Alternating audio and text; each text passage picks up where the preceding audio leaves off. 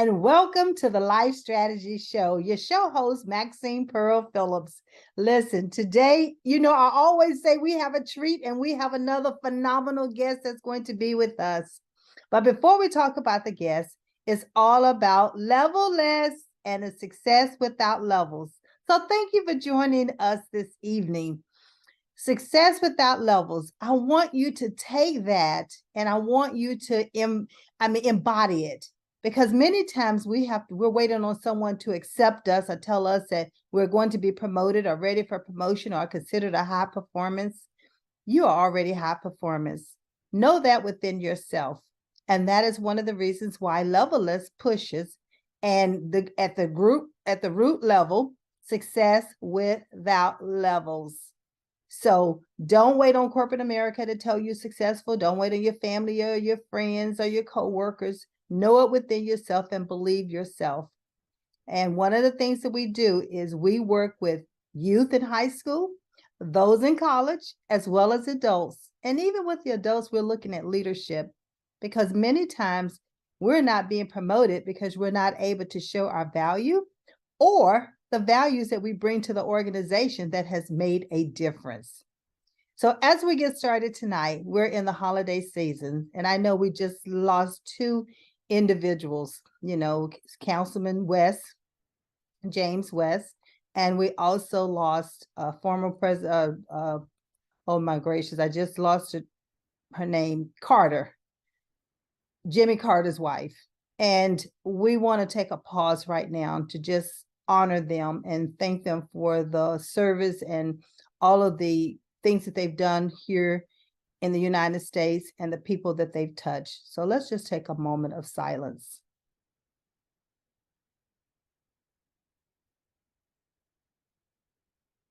Thank you for allowing for me to take that moment of silence. We're in a season of Thanksgiving, but it shouldn't just be November. It should be all year long. And at Levelless, we talk about levelless living and living your legacy. So we have with us this evening, Shanese Green, who's going to be sharing with us how she's living her legacy and the strategies that she has put in place that's going to take us and help us to move forward in life. So help me to welcome Shanese. And tonight I'm going to be calling her affectionately Niecy. That's a little cute name, an AKA name for her. So I'm going to bring up Niecy. Come on down. There she is, there she is, there she is. Ladies and gentlemen, let's give her a round of applause. Yes. Oh, Maxine, thank you so much for having me. You are so welcome, and thank you for being here. I tell you, Miss Lady, we met, and when we met, we already knew it was ordained. Our spirits just connected immediately. And we are so in the same space when it comes to helping individuals to understand how are they to move forward in life. We both talked about how COVID just stumped us and put us in a frame of mind that we felt stuck. But you know what? This show, Levelless, is all about life strategy so that we can become unstuck. And that's why we have phenomenal individuals like yourself coming on and sharing the strategies that you have put in place for yourself.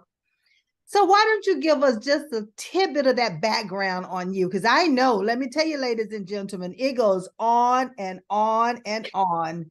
But Niecy is going to give us a short version starting out, and then we're going to dive deep into a phenomenal chat for this evening. Thank you. I also must take a moment to thank you to honor my friend, Dr. West, and his wife, Sylvia. I think I want to kind of start there. I loved anybody who was a part of the civil rights movement. And so I felt like early on in my life, very early, like as a child, I should be advocating for others. And so I've lived a life of service. I enjoy it a lot. And when I met Dr. West, he told me, he said, Niecy, you have to know the history. And I said, yes, sir. And he said, see, it started with Southeast Raleigh Assembly. And I said, yes, sir. Dr. Rita Nita Alinger, I used to do mortgage workshops probably about 10 years ago because I had my children in a little video. So long before there were reels and things of this nature, I was always trying to innovate ways to help people. Professionally, I was a banker for 20 years and I was what would be considered a high profile banker, but I didn't know it. I was just being friendly to people. And if a bank got on my nerves, I just go play with another bank. If I don't like something, I don't do it. And what is wonderful is I couldn't control the pandemic. I had no control. And it was okay now that I know it was my opportunity to go grow closer to a higher power because I could not be held, but he had to hold me. And so coming out of the pandemic, I was all over the news talking about in the great resignation. And I was proud. However, I was also able to truly see how my work spoke for me. When I left banking, people would still call me and they would offer me opportunities to consult. I became an advisor and I started working on citizen awareness and doing things that I love to do while serving a greater good. And then I found out you were a Rotarian. And I was like, yes, the four-way test, that's pretty much like my lifestyle. And so in a nutshell, that's who I am. I'm simply a person. I've been considered a light. I like to look at myself as someone who just sees Earth as a place that we have come to visit, and I enjoy it. And I like to guide people around it through my eyes. I love that. We just Earth and we come to visit. I absolutely love that because it's all about the mindset. It's all about how you look at it. It's relatively, right? Yeah. Things are happening fast and faster and faster. I mean, AI is a prime example of how things are going. But you said with Dr. West, he said, you got to know your history from where you come from. And that's what legacy is all about. AI doesn't have that data. Mm-hmm. That right there, right? That right What was there. that, Maxine? I said that's where legacy comes from, is knowing your history, is knowing what has taken place prior to you and while you're here. One of the things as a TED Talk that I did on October 1st, I said, live your legacy while you are here. It's not about once you're gone, then people talk about your legacy. Allow them to talk about your legacy now. And that's what you're doing.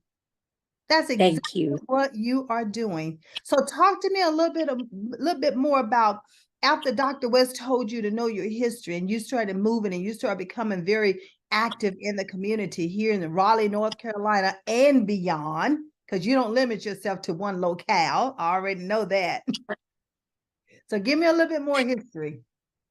Yeah, so, I look at history from multiple timelines. The History Museum has a saying, it says, every generation will see the same unique instances. It just depends on when the universe places you on the timeline. Mm-hmm. So when I look at my legacy, I look at I am someone's legacy. I look at that I have legacies. And even recently, we were talking about my pilot show on Pi TV, and they said Niecy had one of the largest viewerships. Well, I thought about my legacy when they said, how did I do it? I said, my daughter. Mm-hmm. And I love when people say, I put your name in the room.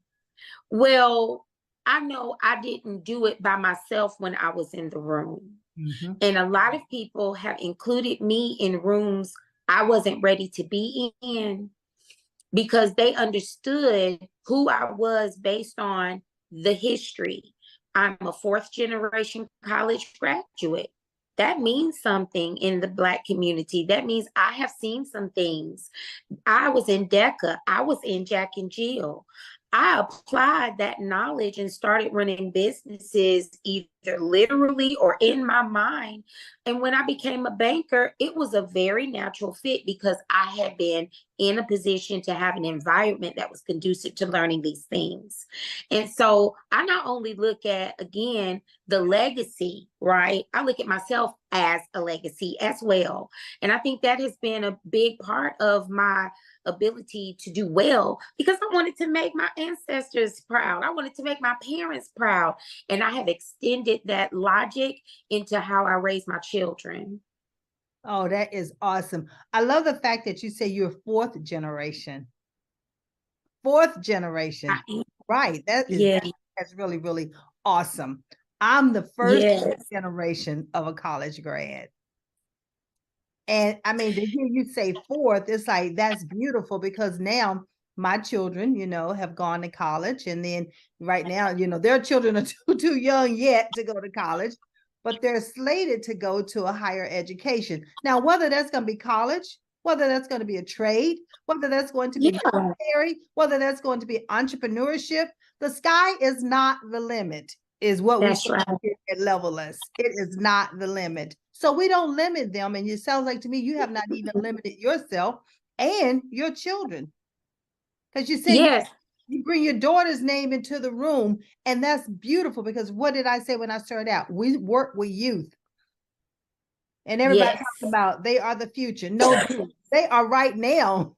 It's not coming into play. It's what's happening right now. So we can't start thinking 5, 10, 15 years from now. We need to look at what's going on right now and immerse them into who they are.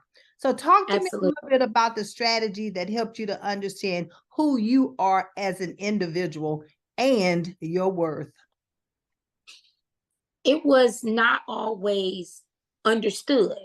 I literally live a life of gratefulness. I have not experienced a lot of trauma until I decided I really wanted to do what I wanted to do. And I had to determine what that was. I had to look deep within, and I had to reach out to people like you who have literally a higher intelligence as it pertains to behavior, a higher intelligence as it pertains to empathy. And I know I had to do it because I have been in so many situations throughout my life. Being a banker for 20 years, you hear every story imaginable. That was a lot of information to process. I was learning about a lot of character and I was building competency, but I had not stopped to do it for myself. So I had a lot of information and I had accumulated literally what is called, I'm learning these terms now, a social currency bank. I have a lot of social capital. And as I started to realize history is important, storytelling is important, I need to be able to share with more people who I know, I started realizing I need to tell people who I am. And I realized I wasn't quite sure how to articulate that. And I wasn't sure who I had become. So I did what, felt right to me. I started praying, meditating. You can call it manifesting. I had done it before. I knew when I didn't have the answers that I would not allow people to be responsible for my destiny. And because I knew that they couldn't see the dreams and visions and know my own history. And when I took that time, Maxine, to really sit down and process the goodness of my life, the things that made me feel like I was valuable and worth everything of this world, I believe that's when the universe really opened up for me and my levels started to move very quickly to the point that I ended up sitting next to you at the Washington Duke Inn. I said, oh, I'm really leveling up here. Listen, what Levelless is success without levels, right? And so it's a lateral thing. You just continue to evolve and you continue to meet the people that are supposed to be in your life. And you define what success is for you. And so that's what you had done. You had defined what it was that you were looking for. You knew your destiny. You knew where you were headed. And it sounds like to me, if I heard you correctly, that once you understood that, then the universe opened up. Oh, yes. There was, I couldn't be trusted. I could not be trusted because what people were saying validated me. And you said it. How did you know your own worth? Mhm. Well, first of all, I had to be in rooms that knew what to look for. And if you are a startup business, sometimes I can speak over your head. And I had to start telling startups, I said, I can't work with you because I knew I was in a different place. And then the universe said, you simply have to do what you can do and be honest and bring them up. And so when I saw Levelist, I was like, you know what? I have a responsibility. So I was starting to become very selective. It wasn't about their competency, it was about their character, their openness and willingness to learn. And I thought a lot of people have been patient with you, Shanese. A lot of people. And so I stopped believing that I only had to be in certain rooms. And Mhm. I started feeling comfortable in the rooms that felt right. And I knew then, okay, this is what I was supposed to be doing because I'm missing opportunities. And I don't like that. So I started looking at character very, very closely. And Mhm. it led me to really working with some important clients. And not all of them were corporations and people, friends. And just my life really started to change. It really did. You know, you said not too many of them they were in corporate, because that is so true, because you don't have to have individuals in corporate. You know, when you are being you and you being authentic and you're being genuine and you're being raw with who you are, then the universe have aligns the individuals who you're supposed to be in communication with. Mm-hmm. I know And we're I'm more forgiving to each other too, because we know that the alignment wasn't on us, yeah, and there's more kindness. And I've really been on a crusade to infuse more kindness to self yeah. and and respect that sometimes people need a sounding board, so it may not sound kind. However, that's the human nature in them. Do you know their character? Yes, yes. And can you be a confidant? And you know, character and integrity are something that we are instilling in our youth earlier in life. You know, adults, you're an adult already.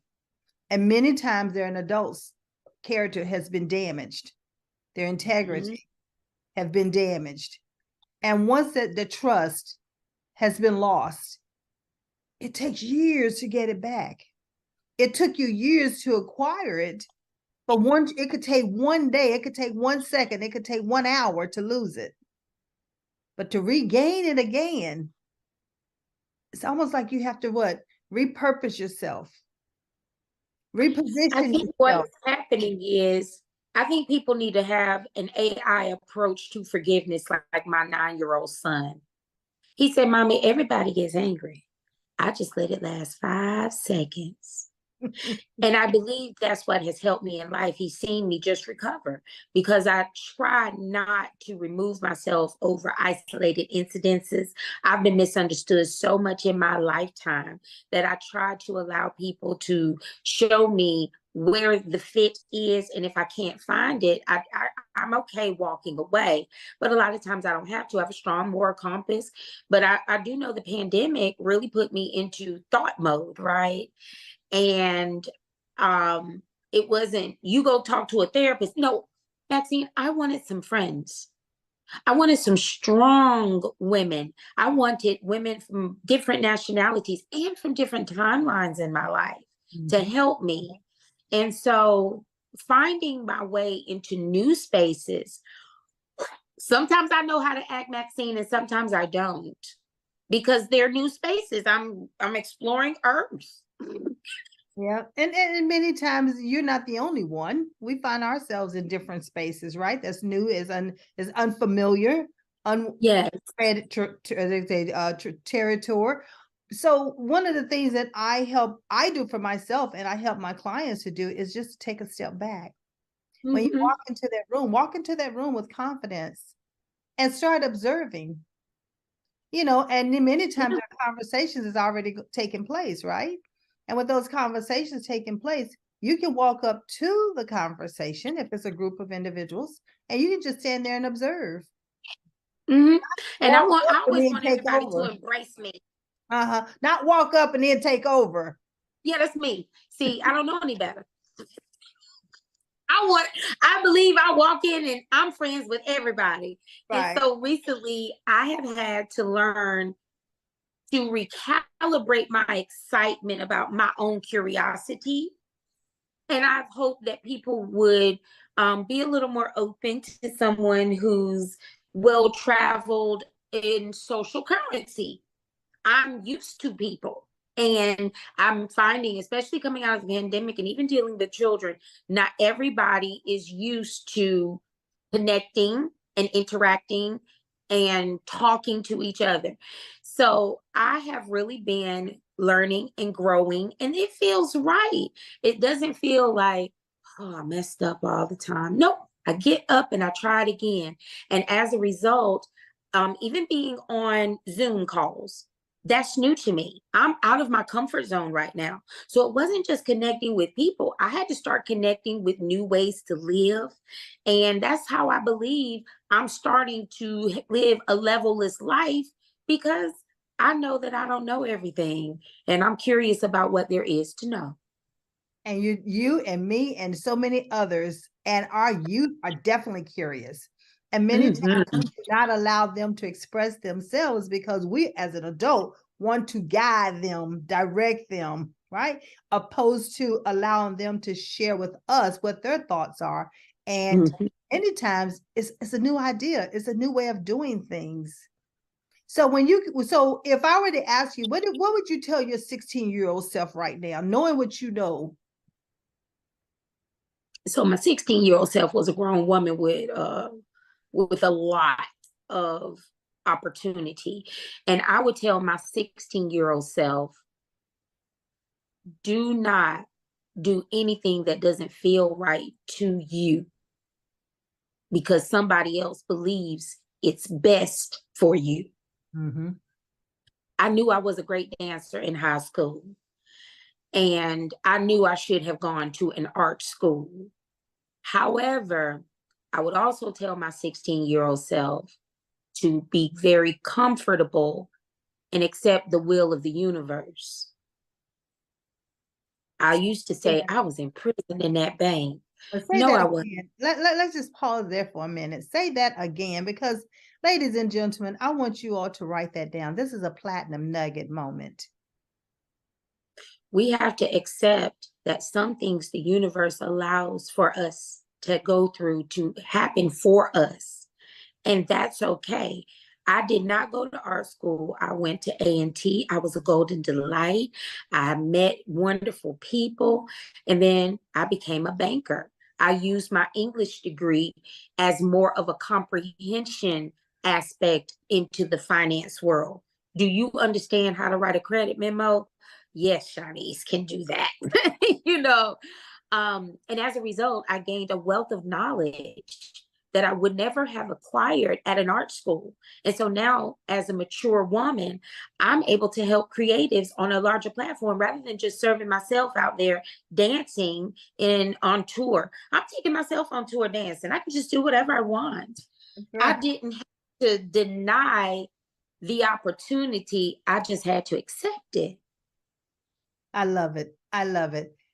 One of the quotes that was given to me at the time I started the business, and I didn't understand, I believe in a higher power other than myself. So it came to me and it said, we are a masterpiece, uniquely designed for a purpose, but given natural abilities to reach our destiny.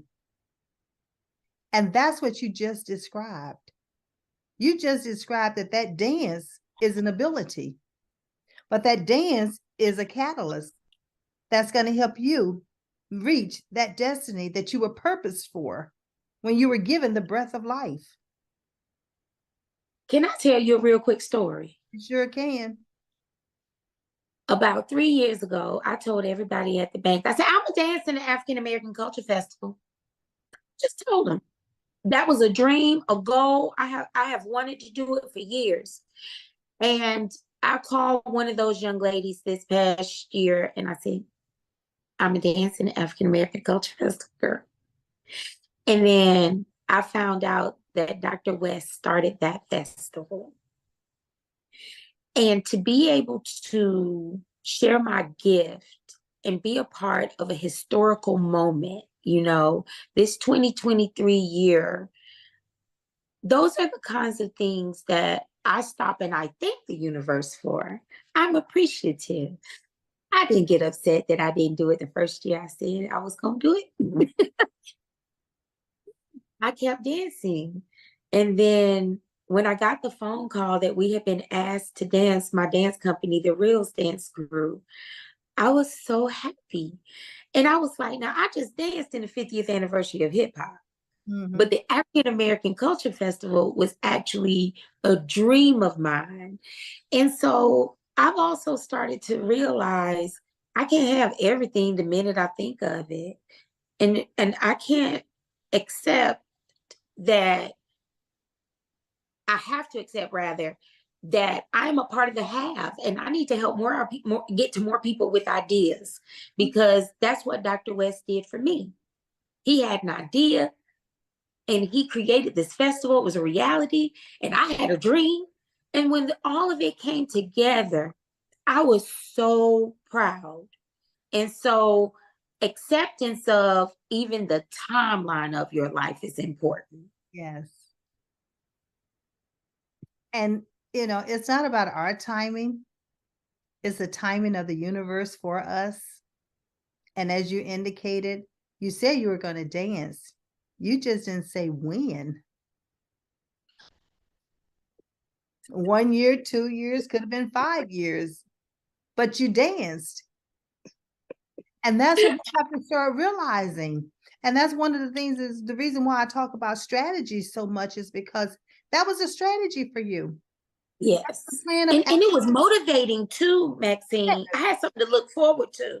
Now, a lot of people don't know this, but I was bitten by a spider this summer, and the infection almost made me septic. And I went to the hospital, and I just remember the doctor popping his gloves off, and he said, we're going to have to numb you up and drain this infection. I said, how long is this going to take to heal? I have to dance in the 50th anniversary of hip hop. And he looked at me like, I don't know who this lady is, but I'm not messing up the 50th anniversary of hip hop. And I thought, I want to live. I don't just want to dance. Yeah. I am here to live, because my life could have been taken from me over a spider bite. And I started being very, very appreciative of the wonderful things in my life, and especially my legacy, my children. So I started kind of aligning what I was doing with what the kids were doing. And sure enough, I said, Nia, will you come on my first podcast on Pod TV? Because I wanted the record to show that I cared about my legacy, Maxine. So when you talk about it, I'm like, I heard that growing up. I'm a legacy and so many different rights. And now I have the chance to be the have for the ideas of my legacy. So my daughter, she works on marketing with me, and I said, well, in my company, your book is a project management firm. I said, Nia, would you like to be a manager when it comes to the adults? Because I've seen her leadership skills. See, she's a Chick-fil-A leader. She wins contests at school. She's been in the Reflections program. She's been featured at the museum. So she has her own creative resume. Right. And I said, well, now we need to work on leadership and entrepreneurship. And she was really interested. That's bigger than you were on my first podcast. Uh-oh. Just bear with us. We're having a little unstable internet right now. You there? Bear with us. We're having some unstable internet. I cannot hear you, so I'm going to hold tight and see if our connection. We may be messing up the crystals in this energy. Yeah, no, that's right. It's all about energy. I was just saying, hold tight. We have an unstable connection. So you never know what the internet is going to do. We have to go with the flow. All right. Yes. So yeah, so you're talking about your daughter and her openness for the leadership that you were talking to her about as she started leading. Very, very open. Mm-hmm. But that's good. And that's what, that's what we're hoping more and more and more of our youth would do, because they have the leader within themselves. And we just need to allow them that opportunity to do it. We were Yes. talking about having that confidence in yourself. And so talking to me a little bit about how you, and I heard you talk about dancing. I hear you talk about when you walk into the room, but give us some strategies on what you use for yourself in order for you to build or enhance the confidence within you, the person. Maxine, I don't think I've ever been asked the question, but I know the answer. The first is love. I believe love is important. I believe that I have to understand myself to love myself so I can be authentic to myself first. And the way in which I present myself, I'm hoping that people see the love that I have for what God has done for me. Right. When that kind of with that kind of confidence, people talk to me about it. They say, I see you, I just see such confidence. I was a bigger woman at one point in my life, and people would tell me, it didn't matter what size you were, Shanese, you still carry yourself well. And I was thinking, yeah, I don't think I really had any problems with my weight. you know, the things that mattered to me was, what was I doing? What was I doing that was fulfilling a commitment to serve a greater good? Right. And I'm confident I like to hang out with seniors. I'm very confident I like to do that. So there's a phrase that I say, do more of what makes you happy. Yes. When I'm doing something that makes me happy, I'm able to practice confidence. So when I have to do something that I'm not sure of, I'm understanding, once I get it, there's a very good possibility I will be happy doing it. And then I consistently and able to create confidence within even areas that are new to me, because I'm here to learn. I'm here to help other people. And the one time in my life, I went through about 6 years, Maxine, after my happily even after husband and I decided that co-parenting would be a better solution for raising the children. And I have to say it like that because people need to hear the whole story. That's the Right. whole story. He is my happily even after. The man isn't going anywhere. So I was disappointed in myself because I had been raised to be a wife and a mother. And not only was I losing my marriage, I was losing the credibility that I could do what I had been raised to. Mm-hmm.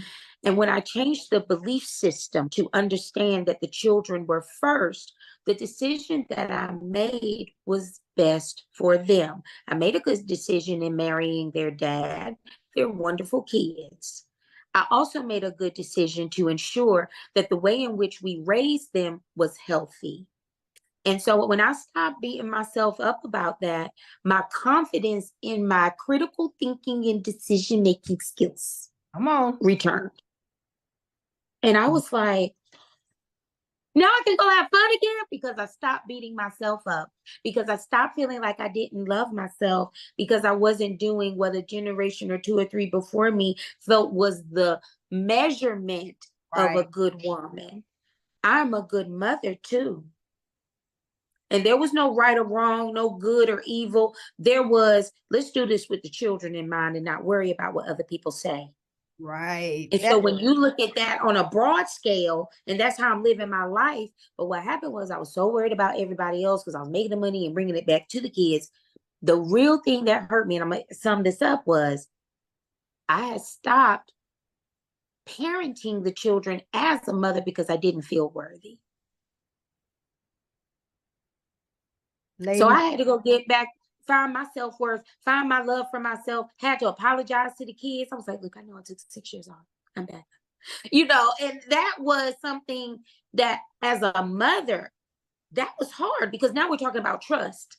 Like you said in the beginning, And I have honestly and truly, you'll hear on my first podcast when I'm talking to my daughter, that's why I had a good viewership, because we talked about the things. How does she handle going from 1 week at dad and 1 week at my house? How does she feel about not being with me all the time? She said, well, I need a break from you.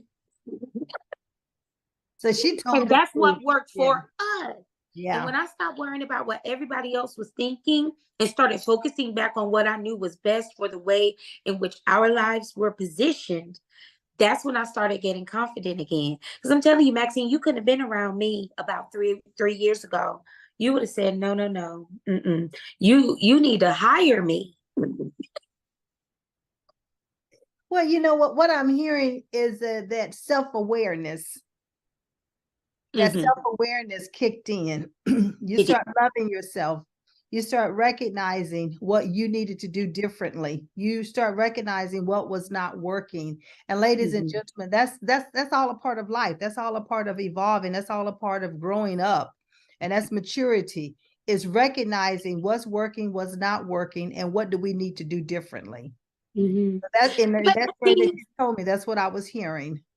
yes. So maybe you can help people who ask me. This has been one of the magic questions, 48 years being raised for the fairy tale. And I think that even after um in the past 2 or 3 years or so, to really dispel those beliefs and say, I can look at things differently. Mhm. How have you been able to do that in your life? One of the things that helped me was the fact that there's an assessment that's called the ability assessment. And many individuals do not know their true core, who they are from their core. And that's what we all need to understand. Who are we? Many times, Mm-hmm. like what you just said, is dictated by what someone else who says we are, and we start believing that, Mm-hmm. Mm-hmm. opposed to knowing it for ourselves. So when I have individuals who go through that, and when I went through that, it validated all of the things that I assumed about myself, but wasn't for sure. So it Mm-hmm. confirmed them. And then it also brought out the blind side of the things I did not know about myself that I needed to be aware of. How was Yes. people receiving me versus how I thought they were actually receiving me? How do I make Yes. decisions? How do I problem solve? Do I like working in a group or do I like being by myself? I am the subject matter expert. I want to be that expert because I'm going to study and I'm going to understand that subject. So when you come to me, my answers is that of an expert. But not everybody can accept you giving them an answer from an expert point of view. But those are the Yeah. lenses in which I look through. And so once I Mm-hmm. start understanding that about myself, then that's where my confidence level started enhancing even more. And I could walk upright and I could feel good about what I'm doing because I love what I do and I'm doing what I love. And society is not dictating it to me. And that's where levelers was introduced. I've always done this as a little girl. I just did not know what it was called. Mm-hmm. That's why I said 16-year-old Shanese was living her best life. And I have to go back to, like you said, my own history and be self-aware. And Mhm. sometimes I tap into the strength of my own experiences, Maxine. When I think about my girlfriends from high school, they said, Shanice, you always had a job. They said, we would say, girl, something is happening. You said, okay, I'm gonna come there, but I have madrigals before school, and then I have the African American Culture Club after school. So come by my house when I get off work about 8. know, I was not just busy. I was doing things with purpose and substance too, because a lot of times I found myself going with the stream, or we're just going to do this. And I had no purpose or passion. It was what everybody else was doing. And then I started to realize, oh, I don't want to be judged because I'm going to do something different. But Maxine, I was hired with my project management firm Yearbook to manage the volunteers for the Raleigh Film and Art Festival, and they had a panel. And someone from the Raleigh Arts Council was moderating it. And I went up and I did my little thing about how important it is to help artists with their entrepreneurship. And as I was walking away, he said, Nisi, I wandered into one of your experiences at the City of Raleigh Museum with People First Tourism. I said, oh, someone saw me. And he said it was different. And that's what we need. We innovate for humanity, but when are we going to start innovating for, I mean, we innovate for technology, but Maxine, when are we going to start innovating for humanity? Yeah. Keep the And human. that includes leisure. That plays a part of life too. Yes. And and it's so important what you just brought out. Technology is here and it's here to stay. It's not going anywhere. But we also always must keep the human side into it. We must always make sure that that's a part, that belonging, and help individuals to understand, do you really need to be accepted by everyone? Do you really need to be liked by everyone? Do you need to be able to fit into every situation you walk into? Everything is not for us. We need to have this discernment on what is the right environment, what is the right group, what is the right association, even to the point at even what organization should I be working. If I'm going to be work for an organization, what should that environment look like? I went through that a lot in the bank. I told you I would leave. I would. I worked for one bank 9 days. I just knew my value in that space. And I started transferring my skill set, again, my knowledge of who I am. And I said, why would I not continue to educate people on what I know? And so I created something called Work of Art so that I could get back into the workplaces and talk about education. And I realized, again, I have found a safe space. Yes. This is that no one's going to say, Nisi, don't come in here with some artists and talk about financial literacy or insurance. Everyone is very eager to learn about how they can brighten their workplace. Yeah. But there are a lot of workplaces that don't know they need that. And Yeah. so there is some helping some workplaces to recognize all that you're offering your employees online, sign in, click this. We need to get back to some human connection. Yes, so agree, so agree. And that's one of the reasons why, even on my end, you talk about stories. I never will forget this time that here I am, a manager, doing phenomenal, have 4 employees reporting to me. We're the ones that are the face of the company, bringing in, helping the marketing department make sure that the annual revenue was $12 million a year to meet that annual revenue budget. And here I am, the front of the organization and making sure it happened with my team. And then I'm called into my performance review, told I'm outstanding. But the next words out of her mouth were, but you will never be promoted without a degree. Now, I didn't know how to take that at the time. And after I left that review, of course, I was deflated. But the more I thought about it, I thought, wait a minute. See, that's why that success without levels is important, because I was successful. Yes. My team ended up making sure that the marketing department reached that $12 million, because if we hadn't done our job, we were the face of the organization. If we had not done our job, guess what? That organization would not have brought in that type of money. That's right. It would have been leaving the organization and not be wanting to work within the organization or do business with the organization. That's right. So what time frame was this when this happened, Maxine? It was in the 80s, Mm-hmm. 80s and I 90s. know we're trying to look at that differently now, but it still does happen. And they work experience, and this is what I do like about the millennials and Gen Zs. They have a lot of work experience. They will leave a job too. And I was a hiring manager. And so I can remember having conversations with people who had more of that 80s corporate mindset and saying, well, we do a couple of different things. There was a book called Love 'Em or Lose 'Em, and it talked about generational um, work spaces and how don't sleep on someone who has a lot of work experience thinking that they can't keep a job. They're acquiring quite a bit of knowledge that a textbook can't teach you. That's right. And that's Can't teach exactly you. what was happening in that position. A textbook could not have taught me the customer No, service imperatives that I put in place with my, clerical team and with my, what they call it, the representatives. There's no way. That was from within. I was born with it and that's still right. use it.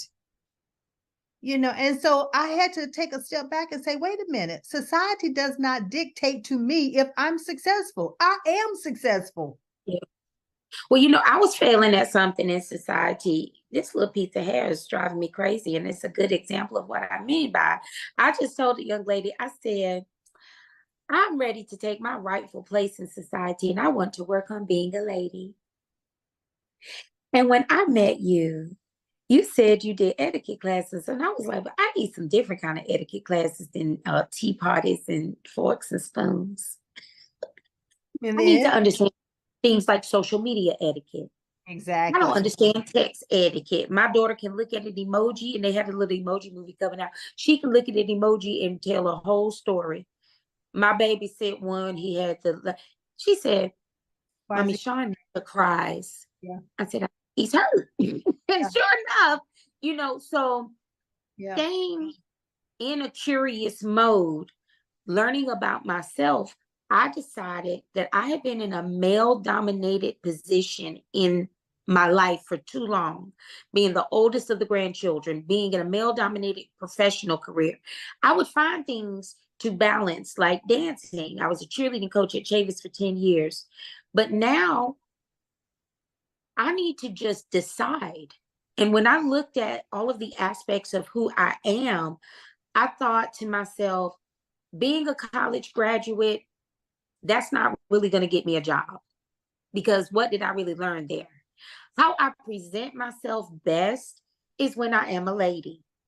And I won't do it all the time because, this is new.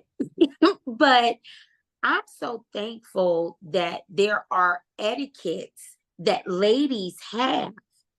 And I'd love to work with you in bringing more of that into the community, because I think that that will help us if we have some common sensibilities. Yeah, you're right. It's always room for improvement. I always say that, even about myself. I mean, I go to different workshops or different seminars, different conferences in order to learn how to better myself. And it's only going to help us. And and what you just called it. You called the elephant in the room on what you need. And that's what more of us need to do. We need to be able to name it and call it, identify it, and then seek out the resource that's going to help us overcome it. Yes. And many And I times think that's what's don't do new that. in etiquette. We need to ask the children to tell us what etiquettes they have already adopted in some of this technology. Because Correct. I think that a lot of times we're missing information, sending emails, everything's LinkedIn. I think that the phone call should come back. Maxine, I was on a whole conference call this morning. There was no Zoom, and I felt comfortable from a generational standpoint. People don't realize that sometimes you're not getting the best out of the Gen X people because you've taken us completely out of our element and we're just not comfortable. And so I like to do things in different ways. I like that before our show, you talked to me on the phone. Yeah. You didn't just send me an email and say, click the buttons. I was so impressed with the way you prepared for this. And I thought to myself, a lot of times we're just not prepared either. We think that technology has given us a route to do it with excellence, but we've forgotten that we need the preparation. Yes. And I appreciate seeing, you know, the opportunity to connect with you so that I would feel comfortable, because a lot of people don't know this. I'm terrified of social media. I already know a lot of people. I can wake up in the morning and be viral. It's possible. I just do things like that because I asked God, but I didn't ask him about being viral. I asked him for peace of mind and being virtual. It's small. Yeah. And you helped me to get very comfortable to come on this show. That took preparation and planning. And I'd like to thank you for them. Well, thank you very much for that acknowledgement. I'm a people person, and this is a part of the customer service imperatives that a part of the workshop that I do, because it's so important that I always say, use the different learning styles. What is that person's preference? And many times we get away from it, but we need to embrace your preference. I'm a visual person, so I prefer to see your big, beautiful smile. Now, I can also talk on the telephone because I'm an extrovert and I'm going to paint a picture for you. So but you have to understand that about the person which you're communicating with. And that's one of the, the communication workshops that I do. And it helps you to only better yourself when you're communicating with various, not only age groups, not only the millennials or the baby boomers or the Gen X, but you have to understand how to communicate with each of those individuals. And even though there are 4 people in the same generation, guess what? They still have a preferred way of communicating. So you just do an assumption and put everybody in that square and think they fit. That is not the case. So you can assess quickly. You're like me. I can. A mortgage officer told me one time. He said, "Niece, you've been doing this long enough. You know if somebody has it or not." Well, then I just declined the loan or help them figure out another way to get it. You had to keep working with these people after you make your assessment, and it is impressive.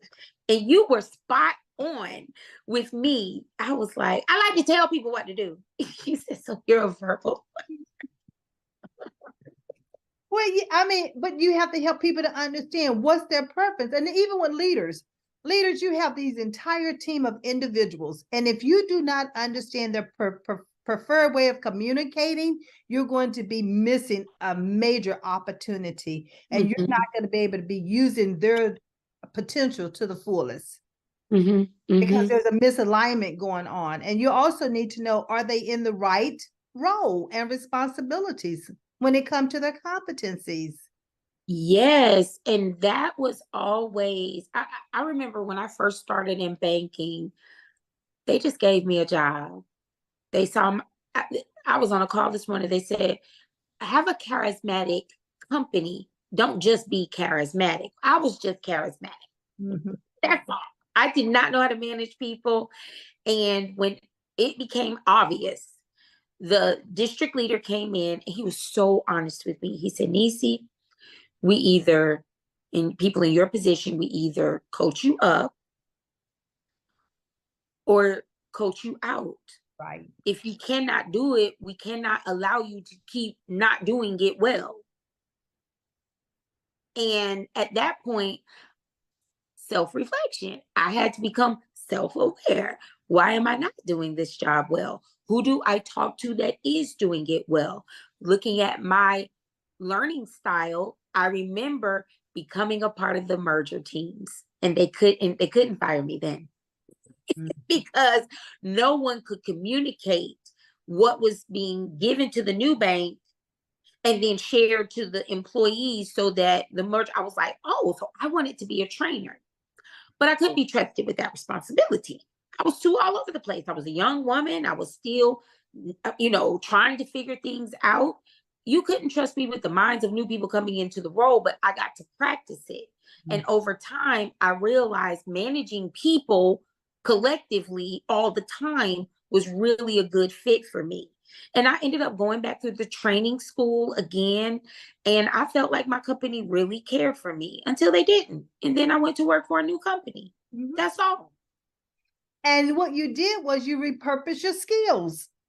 Yes. You didn't lose them. You just repurpose the skills. And some individuals are so stuck with a particular organization that they have not yet thought ahead to say, hey, I can repurpose what I've learned here. I was so versatile in one particular company that I worked with that they ended up, when they have layoffs, you never know who's going to be the one that's going to be laid off. But I ended up losing my manager, and I was it for the department. But so guess what? that I did not know, I had to learn. I went to different conferences and associations and schools and training in order to learn. So only thing it did was it opened me up to become more level-less. Yes. And you know what?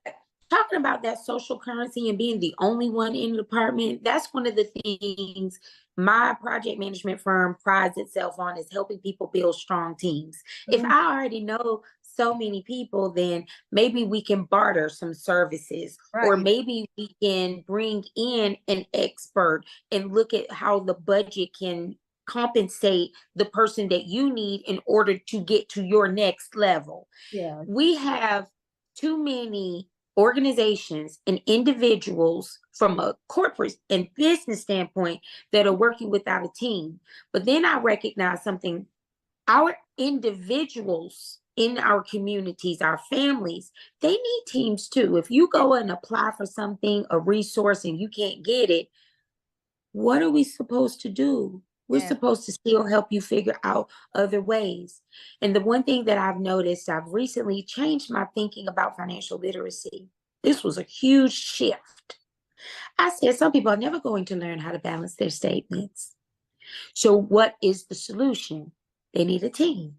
Mhm. Corporations have bookkeepers, rich people have CPAs and things of that nature. Why Yes. haven't we created an opportunity in the poor communities where people who do know how to balance statements? My happily even after husband was a mechanic, but he would get angry if he couldn't find 1 cent. I can't balance this statement. But why can't we have him help some young mothers? He only gonna do is look at the numbers and tell you what they are. And then we need a team that can help that mother plan, almost as if she has a budget. Oh, wait, yes, that's what it is, a budget. But if you never knew how to do it, then you'll need someone to help you. And then you can learn how to save. And we can put an entire life plan in place. You are doing the part that I don't do, which is creating that holistic mindset, self-worth aspect. And then you have a lot of workshops that really complement what I just rolled out. And again, it has to be alignment, because it's time to start helping people, not just on a mass scale, but helping them in totality in terms of what they need. You've said it best, because with what they need, and especially we start with the parents and the mothers or the single parents, they take it back to their children and they're teaching their children. And that's where we get that transforming generations and leaving legacies at. Ooh, I Because had to do a little wiggle on that. I know it is like, woo, woo, woo, woo, woo. Because see, you Definitely. come in with your part. I didn't have to think of it all. I mean, Maxine, you and I mean, you want to solve something else while we're on here? What's that? Well, ladies and gentlemen, all we can say is get ready, get ready, get ready. I'm really excited about citizen awareness, Mhm. helping our citizens to understand what's available to them, what roles can they play, putting the have with the ideas and bringing things to reality. We will do it. We will get it on the calendar. And so for 2024, we're going to roll it out. So we'll be working on it these next 6 weeks. And in 2024, let's roll it out.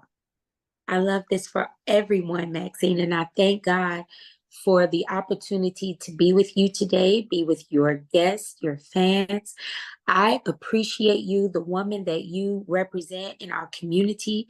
Thank you for taking the time with me. Again, thank you for your acknowledgments at the top of the show. I have already fallen in love with you with the love of the universe. I really do appreciate our time. Oh, thank you so much for being here. Good night, everyone.